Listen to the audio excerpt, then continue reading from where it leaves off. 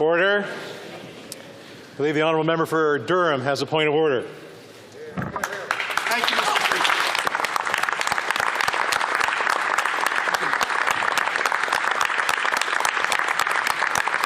Thank you, Mr. Speaker. Thank you, colleagues. Today I rise for the last time in this chamber. It's been the honour of a lifetime for me to serve Durham in Parliament. My hometowns of Bowmanville and Port Perry, Oshawa, and dozens of small towns and hamlets. But these are just names on signposts.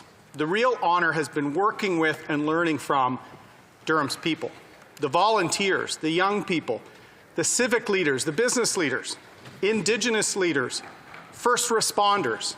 It's been a joy to work with them. But I want to start my remarks by thanking my incredibly supportive and patient wife, Rebecca. You are my true partner in all things, my rock, and my biggest supporter. We dedicated our family to public service, and I think we made a real difference. Thank you. I love you.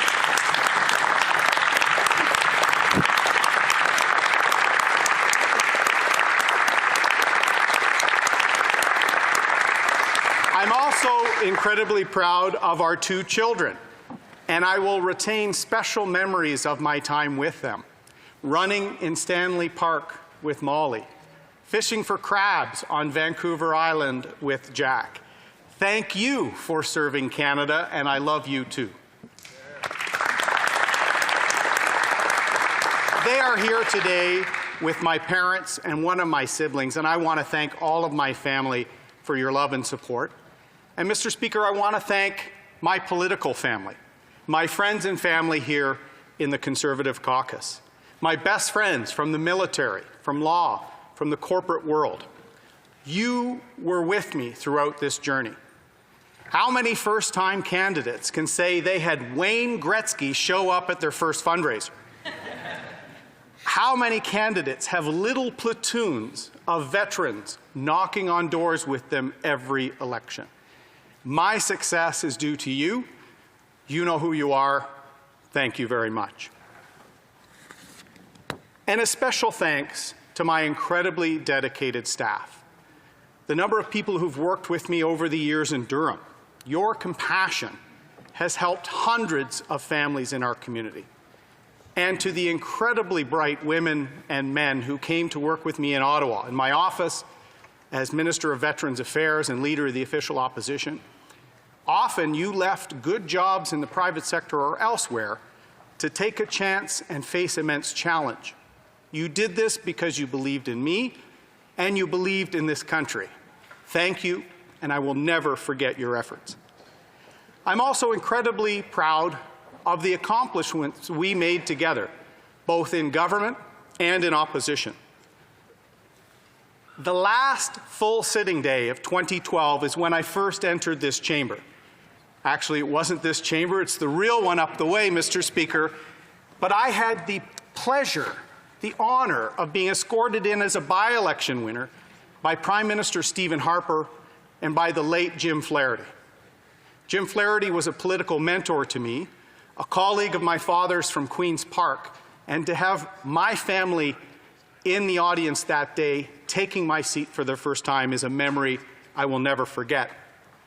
And a few months later, I had the honour to then work with my friend, the honourable member from Abbotsford, as his Parliamentary Secretary for Trade at a time that Canada had its most ambitious trade agenda in history, helping to finalize our free trade agreement with the European Union, travelling to Seoul, South Korea, to help drive home a final deal for our first free trade agreement in Asia. And while in Seoul, taking the time to lay a wreath for the hundreds of Canadians who died helping that great country earn its freedom. Working with our friends, the United States of America and other countries in the Americas. What an exciting time for a brand new MP. And I will never forget the day that I was sworn into Cabinet. The memory of Molly explaining to her 3-year-old brother Jack that we were going to Rideau Hall, and Rideau Hall was kind of like the home of the Queen's friend in Canada. And then an hour later to see Jack, knowing it was the Queen's friend, but still standing on the couch in his shoes. That's a memory Rebecca and I will always keep. But what an honor for a Canadian Armed Forces veteran to be able to expand mental health treatments for our veterans, to reduce wait times, to start to win trust back from a generation of Afghanistan war veterans that were already feeling forgotten. Mr. Speaker, I traveled to more legions than anyone in Canada in that time. And I can tell you, I was yelled at more legions than anyone in Canada at that time. But sometimes listening, tough talk, and humility are ways to start to earn back trust. By restoring the memory of World War I soldier and MP Sam Sharp, to expanding benefits for veterans and their families, to forging friendships with the Equitas veterans who had been suing our government. I gave it my best in the time we had, and I truly believe we made a real difference. And then, Mr. Speaker, getting the chance to serve as leader of the Conservative Party of Canada, the party of confederation, the party of the Bill of Rights, of leading the global fight against apartheid, of calling out at an early time the aggression of Vladimir Putin. This was the zenith of my time in politics. And given the pandemic, polarization, and uncertain prospects at the time, I took that responsibility very, very seriously. And I do believe that we made a real difference. Je suis fier de mon équipe et de notre travail pour le pays. L'économie, l'innovation, la santé mentale, la réconciliation, nos valeurs et nos intérêts sur la scène internationale. On a proposé des politiques intelligentes pour notre avenir. C'était aussi un honneur pour moi, un député anglophone de l'Ontario, d'honorer la nation québécoise et de participer dans les débats importants pour le Québec, sa culture, sa langue, son identité. Comme chef, je le disais souvent, nous devons préserver l'existence de la seule nation francophone en Amérique du Nord. 7 millions de francophones au Québec et à travers le pays, dans un océan de presque 400 millions d'habitants en Amérique du Nord. Nous devons reconnaître que c'est très spécial et de le protéger. C'est un projet patriotique, c'est un projet vraiment canadien, Monsieur le Président.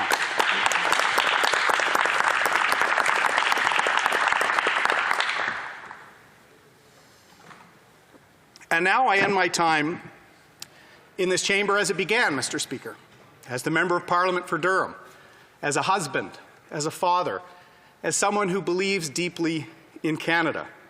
And this is why, in my final moments, in my last time in this chamber, Mr. Speaker, I want to share my thoughts with my fellow parliamentarians. Over a century ago, as war raged in Europe, Prime Minister Borden said this about a Canada coming together to meet the challenges of its age. Quote, "In the awful conditions which confront the world today, why should the political future of any individual or the political fortunes of any party stand for one moment across the path of a great national purpose?" Mr. Speaker, war is again touching Europe, and democracy is being strained in many parts of the world. With this in mind, all of us in this chamber must ask ourselves, what is our great national purpose at this critical moment in history? There will be an important counteroffensive from Ukraine in the war this spring, and Canadian soldiers have helped train our friends in the Ukrainian army. But just last week, we learned that Canadian soldiers in Latvia were forced to buy their own helmets. This news came mere weeks after learning that the Prime Minister had told other world leaders that Canada had no intention of paying its fair share in NATO. The country that in Borden's time secured victory at Vimy Ridge now has its soldiers buying its own kit. The country that helped draft the NATO Charter now is saying it's not willing to pay and support it.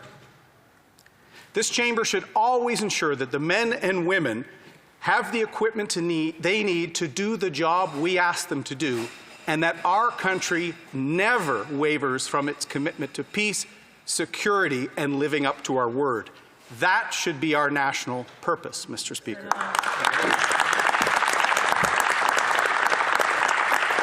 There are Indigenous youth in Canada who voted for the first time for people here in this chamber. Yet some of these Canadians have never been able to drink the water in their community. It's our job to ensure that every child has access to clean drinking water and a fair chance to succeed in life. That should be part of our national purpose. It takes a decade to get a pipeline built to tidewater in this country, 2 decades to get a mine into operation. Canada has been slowing down at a time the world is asking us to speed up. Getting Canadian resources to global markets for both our economy and our environment should be our shared national purpose, Mr. Speaker. There are many challenges facing Canada at this time, but there are also incredible opportunities waiting to be seized.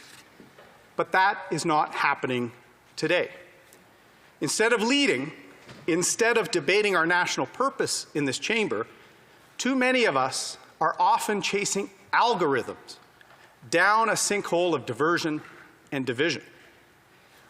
We are becoming elected officials who judge our self-worth by how many likes we get on social media, but now not how many lives we change in the real world.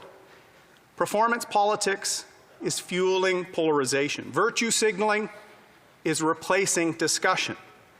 And far too often, Mr. Speaker, we're just using this chamber to generate clips, not to start national debates. Social media did not build this great country, but it is starting to tear its democracy down. If we're not careful, there will soon be a generation of young voters who have never even heard a point of view different from their own. I fear the ignorance of the views of others will slowly transform into a dislike of others. And we can see that starting to happen, Mr. Speaker. Canada is a frontier country.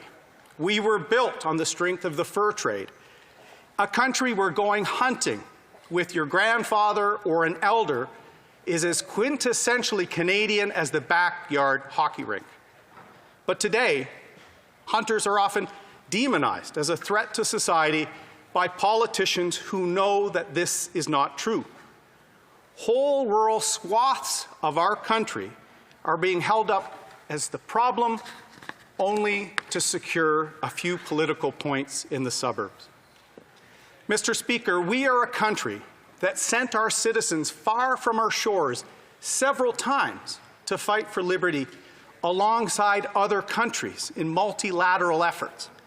Canadian diplomats, including a future Prime Minister, helped draft the agreements built on that sacrifice to give us decades of peace and security.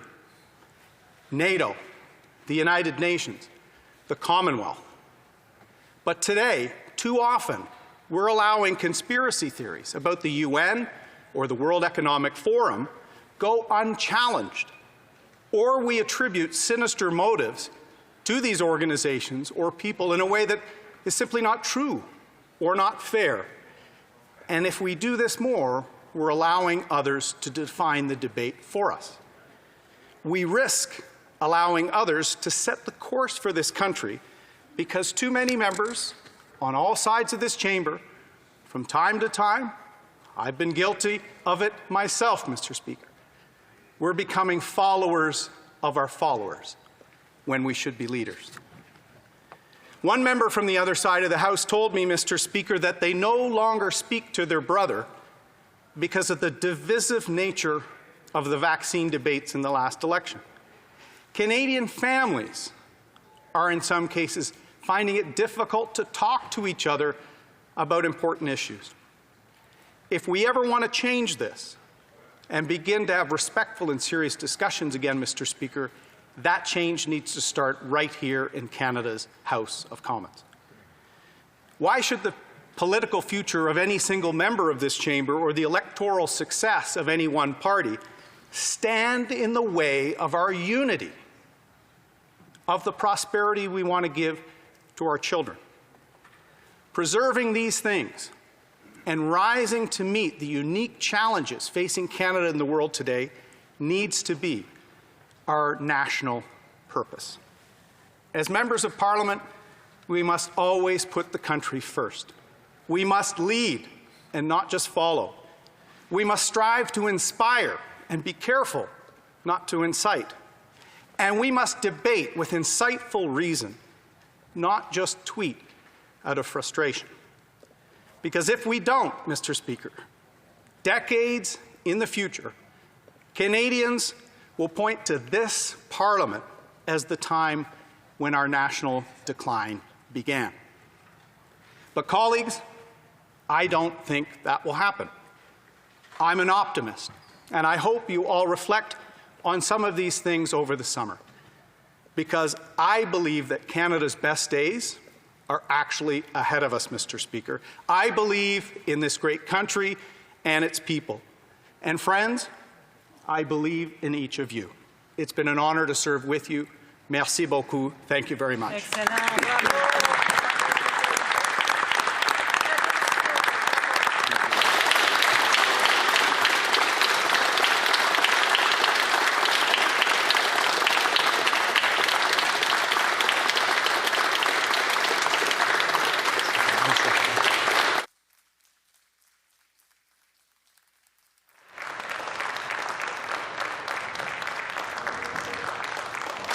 I want to thank my good friend from Durham, and I believe there's a few other comments to be had. The Honourable Government House Leader. Thank you very much, Mr. Speaker. It's my honour to rise today to speak about a neighbour and longtime colleague, a friend who, while we disagreed vociferously on many different issues, had in his heart always the interest of Durham and his country. And I want to start by saying to the member of Durham, a profound thank you for your service to Durham, to our community, and to our country. We don't often enough, Mr. Speaker, rise in our place to recognize the contribution that people give who have different opinions than us. But when the member opposite, the member for Durham, talks about the darkness that is casting a shadow over this world right now, how remarkable is it that we live in a country where when we say goodbye to one another and thank one another for our service, we can recognize that which is good in the other person, and recognize that the debate that we have, the differences that we have, the way that we exchange those differences in this place is what makes Canada so very special and is at the core of what so much of the member opposite talked about. Mr. Speaker, I had the opportunity to meet the member for Durham in a way that's most fitting, out in the community, giving back well before he was in elected office. This was an individual who was giving to charity and active in his community, involved in the Legion, involved in any important cause. He was somebody who, like his father before him, John, who served our community admirably. I knew I could go to and have a conversation about what mattered for our community and where we needed to put aside partisan differences. And of course, the member for Durham didn't just serve this House, didn't just serve his community as a volunteer. He also served in the military, where he went as far as a captain. And he put his life on the line for our country, Mr. Speaker, something that we're profoundly grateful for. He was also a lawyer, and, as he mentioned, a minister of the Crown, a remarkable accomplishment, and one that, that I know he holds deep in his heart. And I want to talk about that for 1 second, because I think, Mr. Speaker, when we think about what he did, along with partnering with Senator Romeo Dallaire, to raise awareness for Samuel Sharp, not only the memorial here, the memorial in Uxbridge, but really to bring to attention the issue of mental health in our armed services generally. that was something that he took out of his time serving in the military, I know, and attacked with great passion in his time as a cabinet minister, and something I'm deeply appreciative of, and it's a conversation which we have to continue. And I also would say that he had a real sense of fun, and was somebody who was up for the challenge of doing something different. You know, I was just talking to the Minister for Families when she was the Minister for Democratic Institutions, and an event most of us attend, Politics in the Pen. He was asked to dance publicly, something he'd never done before. And he was there in a 1940s-style swing dance, doing it because he wanted to help out. And if I can't imagine, I don't know that I'm big enough to put myself on display like that to dance publicly. But he did, for something that he cared about. But most of all, as you heard in the member for Durham speech, he is first and foremost a father to Molly and to Jack, a husband to Rebecca, a son to John, who I know well, and so I'll say John specifically, but just somebody who really had family at the center of his life. And I want to say to his family, as somebody who knows deeply the sacrifice of public life, to your family, to the member for Durham, thank you for their sacrifice so that you could be shared in this place and share your voice and your service. Being leader of a party, I can't imagine the level of sacrifice and the level of scrutiny. But I do think that we have to pay a particular respect to those that would step forward in the space of leadership, particularly in this time. The member talks about the destructive power of social media and the nastiness that's going around. There's not a member in this House who isn't subject to it. There isn't one of us who haven't had to look at something and strike us in our heart as being deeply cruel and mean.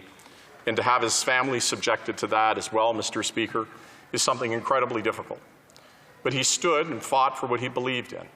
And we have a democracy that we can thank for that.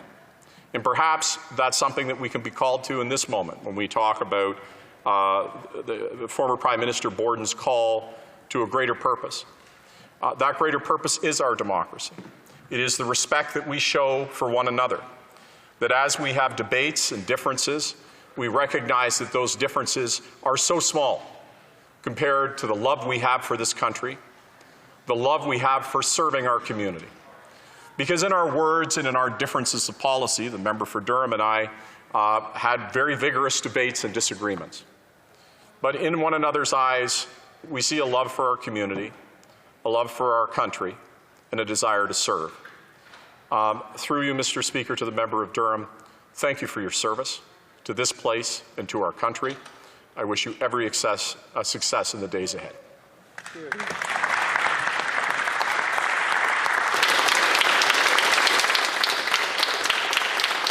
The Honourable Leader of the Official Opposition. I rise today in praise of a life of service to Canada.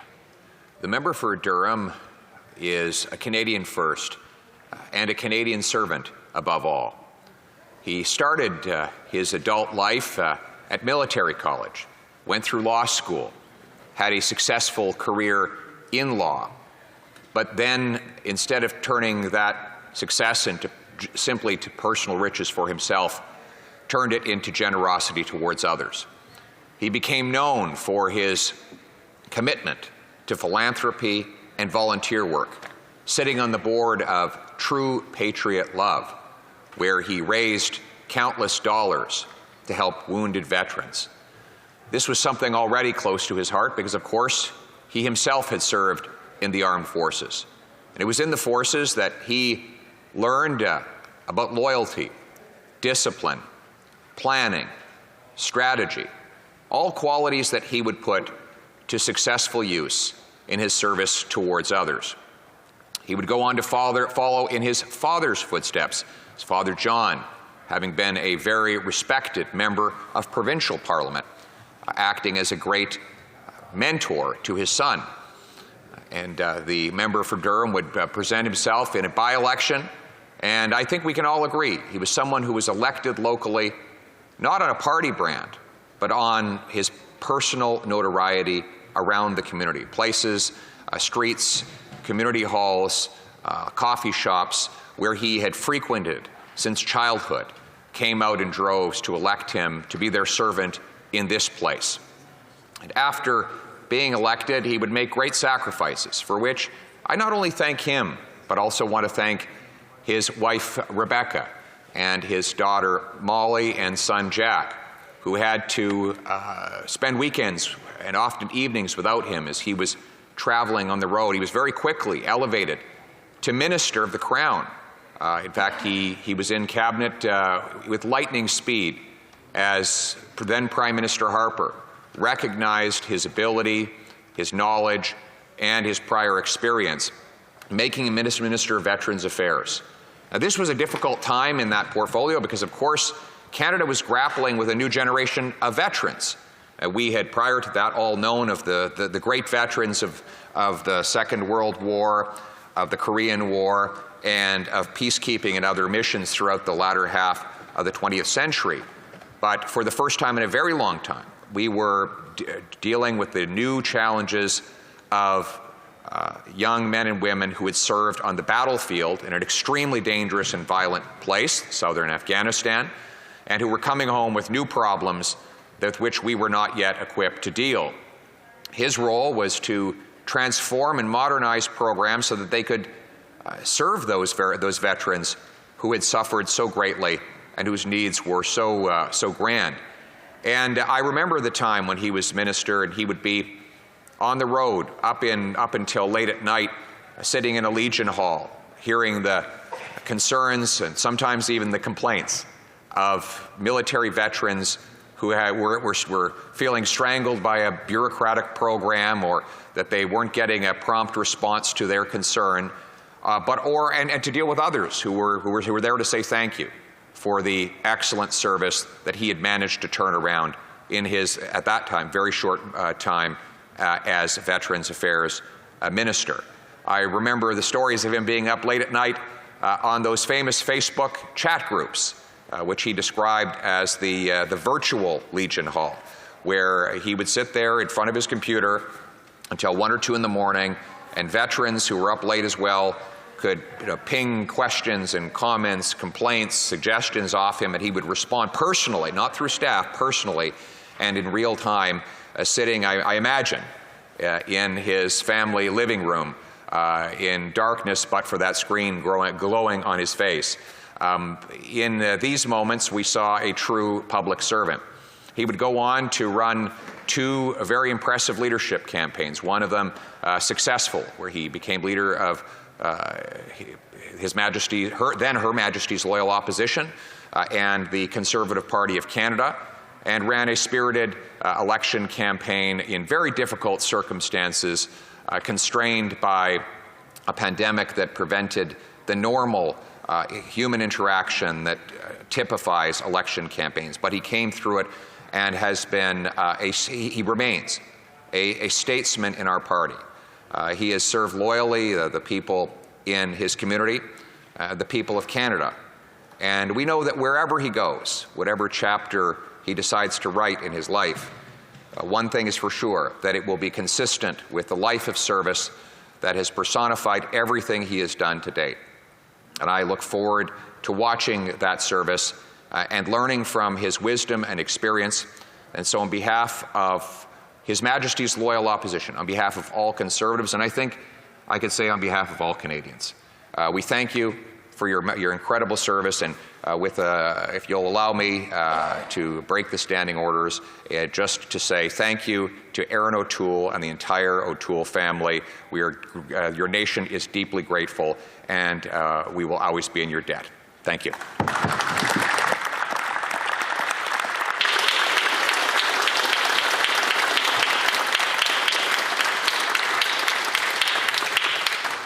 L'honorable député de Saint-Hyacinthe-Bagotte. Merci, Monsieur le Président. Ça me fait bien plaisir aujourd'hui de me lever aujourd'hui pour honorer le député de Durham, que j'ai eu le plaisir de connaître plus personnellement l'an dernier lors d'une mission en mai 2022 à Washington, D.C. On avait passé un très bon moment.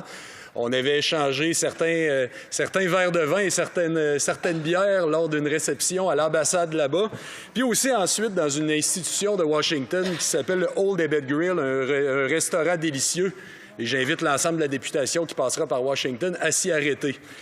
Mais je dois avouer quand même qu'avant, quand je le connaissais politiquement, notamment lors de la campagne de 2021, il m'avait énervé parce qu'il venait souvent dans ma circonscription. Il voulait la gagner. Il m'avait énervé, il avait promis, il était venu soutenir son candidat dans la circonscription à l'époque, et il avait promis à un moment donné 7 millions de dollars pour un centre de recherche et de développement en agroalimentaire. Vous pouvez imaginer qu'à Saint-Hyacinthe, il y a des gens qui aimaient ça, cette idée-là. Donc, à ce moment-là, je ne l'avais pas particulièrement en affection, le député de Durham. Mais bon, regardez, c'est la démocratie, bien entendu. Forcé d'admettre que le départ du député de Durham, ça marque certainement la fin d'une époque.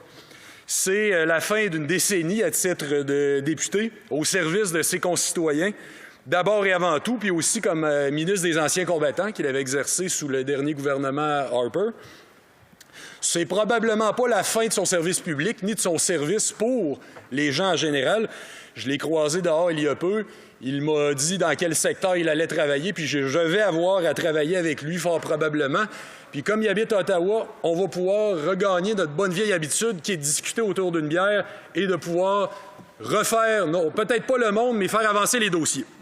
Et c'est une notoriété publique qui l'a auparavant servi dans les Forces armées. Soyons honnêtes, le député semble à la fois trop jeune pour la retraite, mais peut-être trop vieux pour changer sa nature profonde. Donc, quand on dit qu'il n'a pas quitté et qu'il ne quittera pas le service public, peu importe le secteur où il va travailler, je suis convaincu que le service public va le rattraper en quelque part.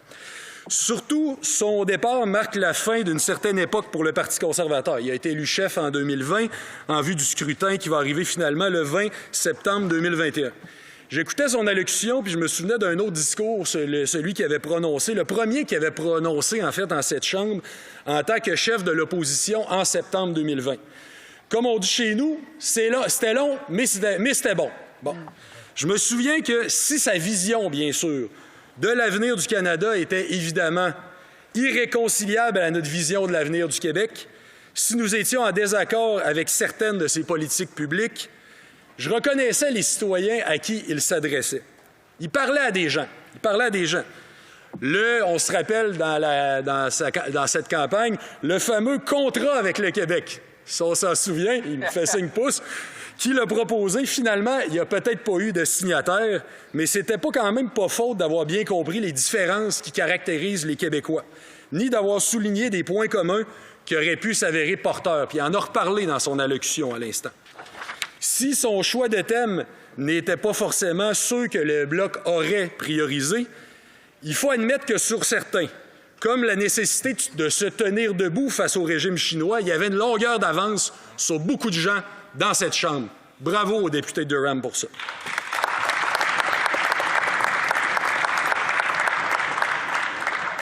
Mais revenons-en donc à ce discours-là, son premier qu'il avait fait en titre de chef en 2020. On s'était alors dit, on va avoir de vrais bons débats, ça va être de qualité, ça va voler haut, parce qu'on avait devant nous un vrai bon adversaire politique. Beaucoup d'eau, bien sûr, a coulé sous les ponts depuis. Peut-être même un torrent, nous dirait le député. Mais le député de Durham, lui, il n'a pas changé, comme il l'a prouvé il y a quelques jours à peine avec son allocution sur l'ingérence chinoise, dont il a été directement la cible. Il y avait le mot juste, la droiture et le sens de l'État. Il s'est visiblement fait une fierté de le maintenir. D'ailleurs, bon nombre d'analystes de la colline avaient salué ce discours au-dessus de la mêlée. Certains le qualifiaient même de meilleur plaidoyer en faveur d'une commission d'enquête publique et indépendante. C'est finalement ce dont nous nous souviendrons du passage en politique du député de Durham. Un homme capable de mettre sa patrie avant son parti, soucieux de l'avenir de tous ses concitoyens et de ses concitoyennes, aussi humble face à l'importance du rôle d'élu qu'intraitable quand vient le temps de protéger la démocratie. Bref, un homme droit. Au nom du Bloc québécois, je tiens à remercier le député Durham pour ses années à la Chambre des communes. Il manquera à sa formation politique. Il y en a quelques-uns peut-être pour qui ça va prendre plus de temps, mais il va finir par leur manquer à eux aussi. Il manquera à cette Chambre Et il va assurément manquer aux gens de sa région, même si on sait qu'il ne sera pas très loin. Nous lui souhaitons un grand succès dans ses prochains défis. Merci et bravo. Bravo.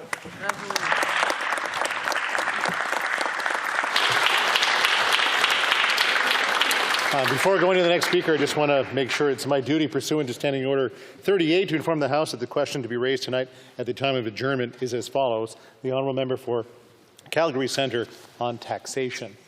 The Honourable Member for Elmwood Transcona. Thank you very much, Mr. Speaker. It's a pleasure to rise and pay some words of tribute to the Member of Parliament for Durham, who I first met or encountered as a newly minted MP. The member for Durham was his party's critic for, at that time, Bill C-7, which had to do with RCMP collective bargaining. And it was my first assignment to a bill, and I sat in on the Public Safety Committee. And I have to say, debating that bill with the member for Durham, I think gave me an unrealistic expectation about some of the debate in this place, because it was principled and sophisticated and well executed. And it was a pleasure, even though we didn't agree on all of the points of that bill, in fact disagreed on many of them, to carry out parliamentary debate in the style that I thought was appropriate. In fact, things got so downright collegial that it earned him a quote in one of my very first householders. It was not an authorized quote, but it was on the public records. It was fair game. And now that he's leaving public life, I feel it's time to reciprocate. So I may have a few nice things to say. That relationship developed further later in the 42nd Parliament when I had the honour of sitting in on a study of Canadian sovereignty in the North, and so we were able to travel Northern Canada together. It was that was a great trip in its own right, and I learned a lot there. But one of the things that I really enjoyed about that trip was the opportunity to get to know the member for Durham better and to discuss some of the issues of the day in less public fora. And so that was certainly a pleasure. And I think one of the lessons of that experience for me and for folks who would go and look at that report or the joint all-party press conference that we did at the end of that study, I think it was a fine example of how parliamentarians coming from different political movements and with different ideas about where the country should head, when they roll up their sleeves and they immerse themselves in the study of an important issue together, can find ways to find common ground instead of just finding ways to wedge and divide. And I think that report showed nicely that, you know, the priorities of maintaining Canada's sovereignty in the North and some of the military components of that can dovetail nicely with an emphasis on investing in the people of the North and making sure that their needs are met. And I was very proud of the work that we all did together in order to make that case here to Parliament and more widely to Canadians.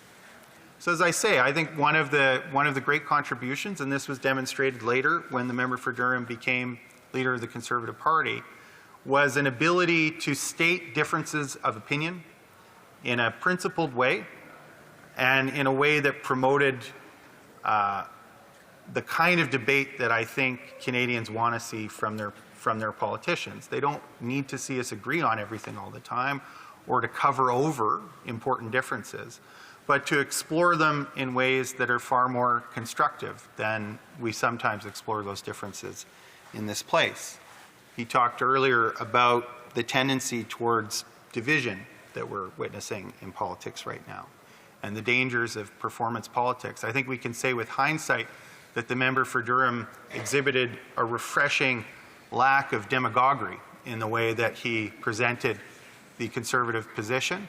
And for that, I'm grateful, as I know many Canadians are. And there's a lot of lessons for all of us to learn in that, in terms of how we carry ourselves in public debate. I know that that can be a difficult thing to do, not just for members themselves, but especially for their family. And so I too want to add my voice to the chorus of thanks to Rebecca, Molly, and Jack, who supported their husband and father through this journey, and to thank on behalf of New Democrats the member for Durham for his service in this place, and to offer my well wishes for what awaits him as he exits public life. Thank you very much, Mr. Speaker, and thank you to the member for Durham.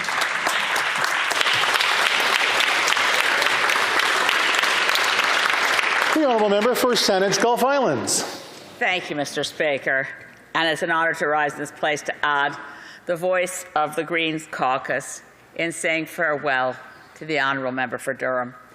And he is, and I think exemplifies the term an honourable member. I certainly will never forget. There are a lot of colleagues in this place where if you ask me, when did you first meet so-and-so? I'll just pick a so-and-so out of the blue, the honourable member for the honourable member for Winnipeg, Strathcona, who just spoke. I can't remember the first time we met. We've known each other forever. When was the first time? How would we know? The same thing applies to many friends around this place. But I remember, and the honourable member for Durham knows this, with crystal clear clarity, the moment we met, because it was right after his election in the 2012 by-election. And winning me over forever, he came up and said, I want to say hi. I went to Dow Law School too. So that's kind of, those of us who went to Dalhousie Law School hold that in common. Although, not that I need to mention it, but he did graduate 20 years after me. So we weren't classmates, although we would have had fun if we had been. I also want to add my thanks to Rebecca and Molly and Jack. And particularly, they'll probably remember a candid and fun moment we all had together at the Billy Bishop Airport. There's nothing like making friends across party lines and truly meaning it. The honourable member for Durham has stood for what I think is the best about this place and the best of being Canadian, which is to be able to disagree without being disagreeable. He has conducted himself in this place with the gravitas that comes with being a party leader, with speaking across party lines, again, having differences, but not descending to what, and he mentioned in his speech, which I appreciated, the business of manipulating algorithms. No one could accuse the honourable member for Durham of being interested in rage farming. I hope, and I'll end here because you've had a lot of speeches and I think the whole family is probably keen to get going to something more fun. But let me just add that I hope the rest of their lives together will be more fun. That the times to be together as family and to continue to contribute to this country and the life of this country, as he has done in the military and as he has done in this place, will continue to come to him. And the country and those of us who appreciate the way in which he's conducted himself in politics, that we will all be able to reflect that the time together as family and good times is well deserved and well received. God bless you and thank you.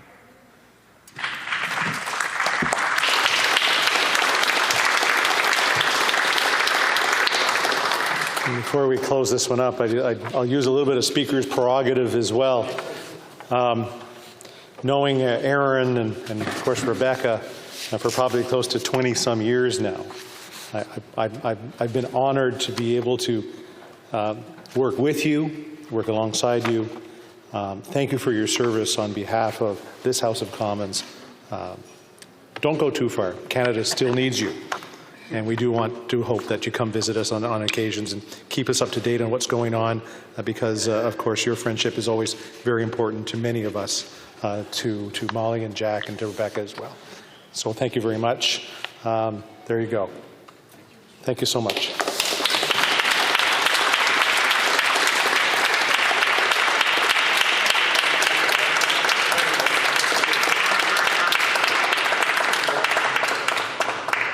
Okay, I'll just give it a second here, and then we go to a point of privilege. So I'm going to give it a minute, just to everybody can shake their hands and give their hugs, and then we'll restart again.